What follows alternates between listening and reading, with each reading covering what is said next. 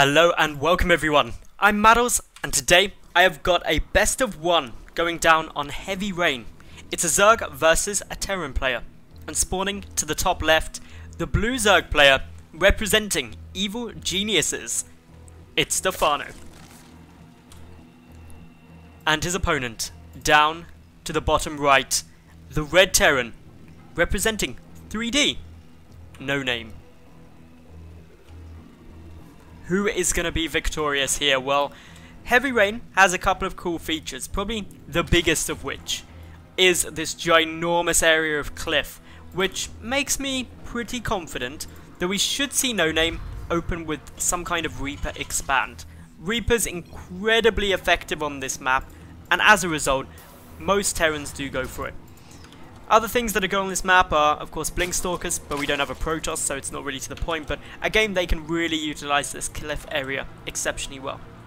Another small thing to note is this little area of dead space to come into your main. Really nice to get some drops going through here. Mutalisk play as well can be quite effective. The downside to Mutalisk play, though, is there's not really much dead space to try and utilize, apart from over these cliff areas here and at the natural base, so it does mean that they're somewhat vulnerable, depending on their placement and usage.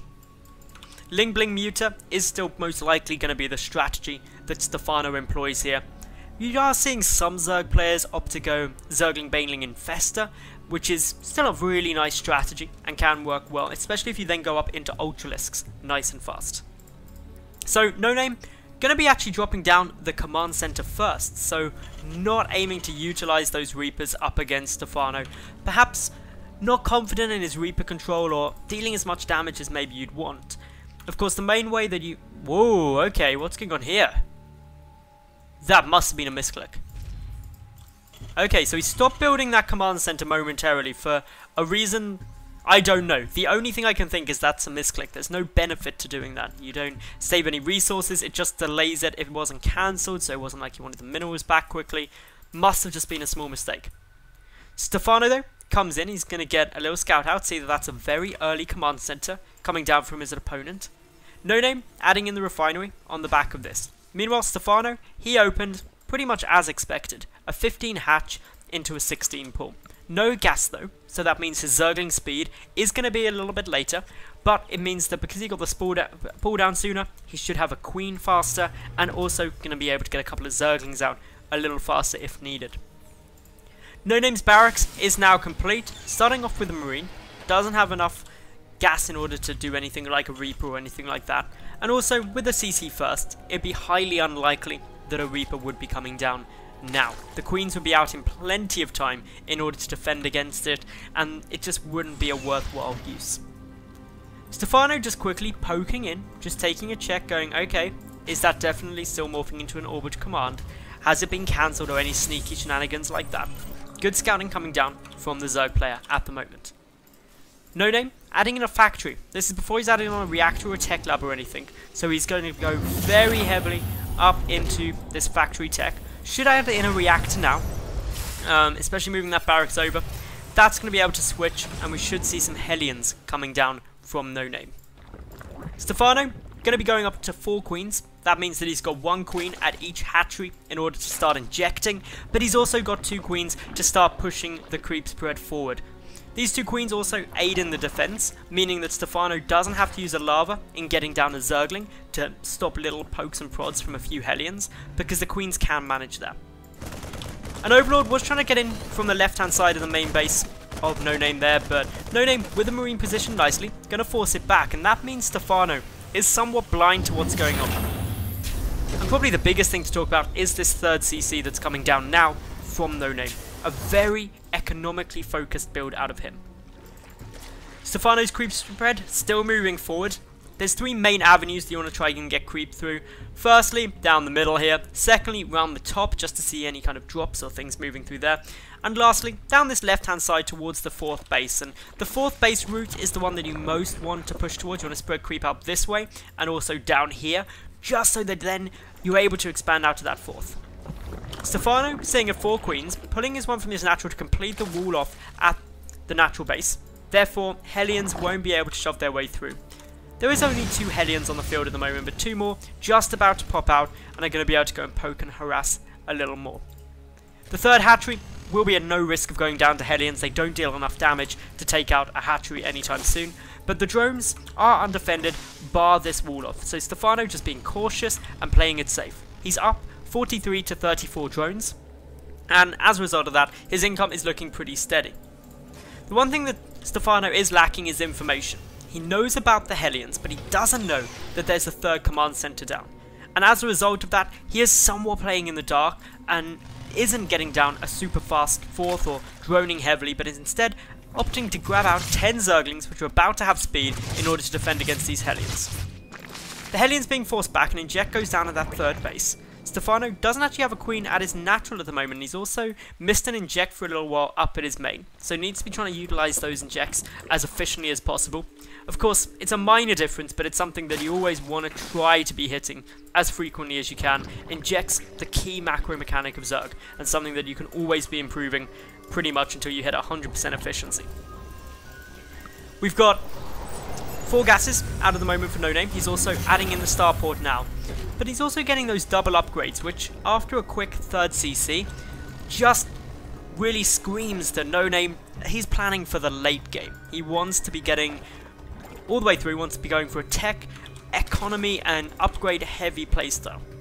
Stephano, he's also got the double upgrades coming through and is now adding in the Baling Nest. His lair is finished, so the Spire can be started, and he's also now securing up his 4th. Doesn't yet know about the 3rd CC, hasn't come down to scout this at all for the moment, so still a bit unaware of what's coming down. Adding in a couple of additional Zerglings, 22 more on their way through, so this is quite a large commitment to Lings at the moment. 3rd and 4th gases also being secured, creep spread as we see coming down through all the different avenues.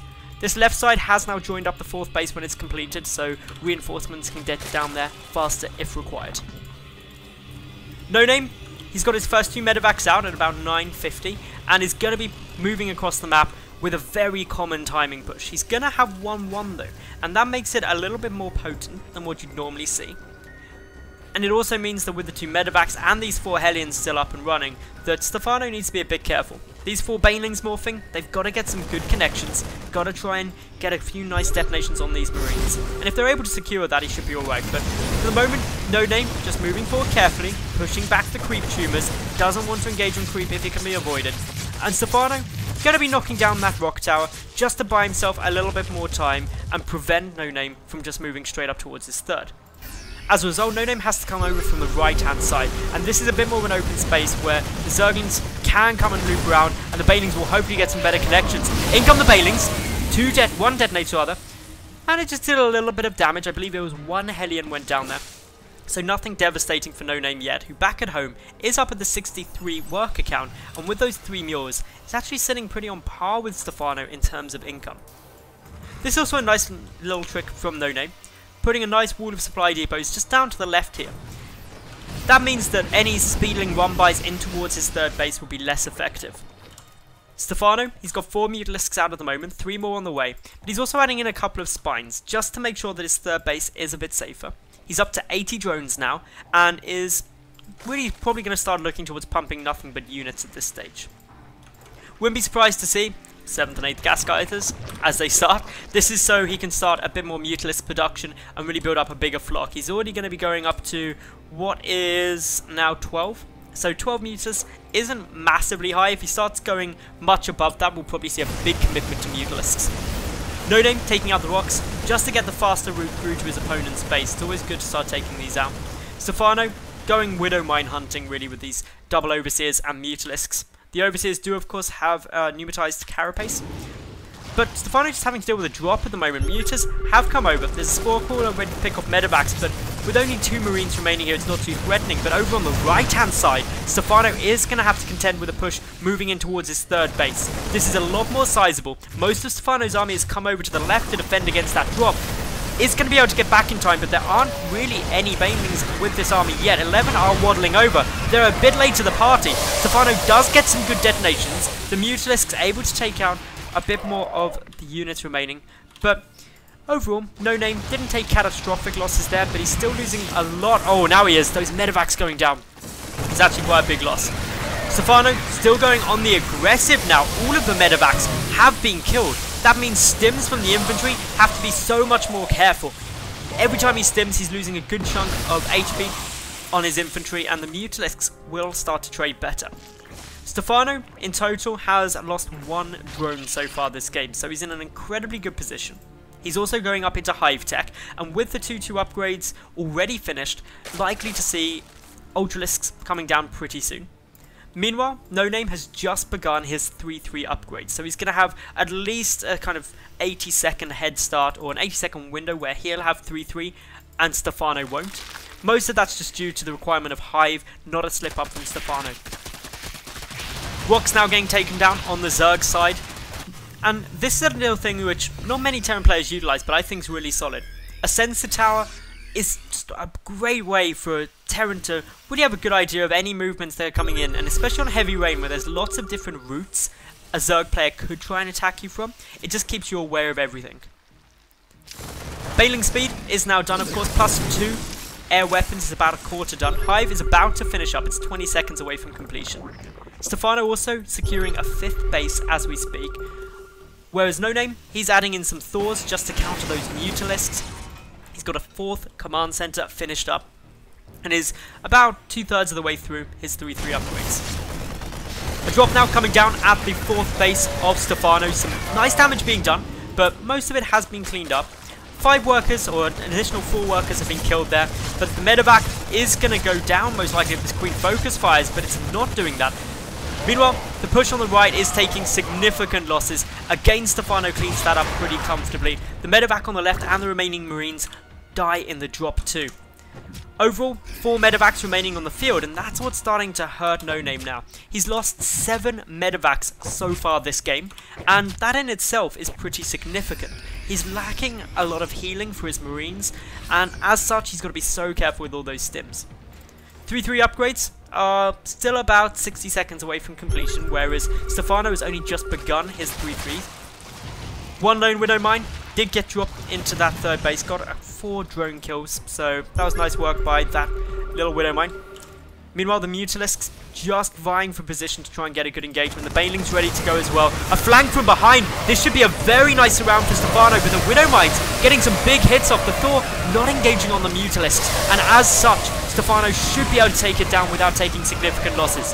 Beautiful trade for the Zerg player there, and Noname is running into problems.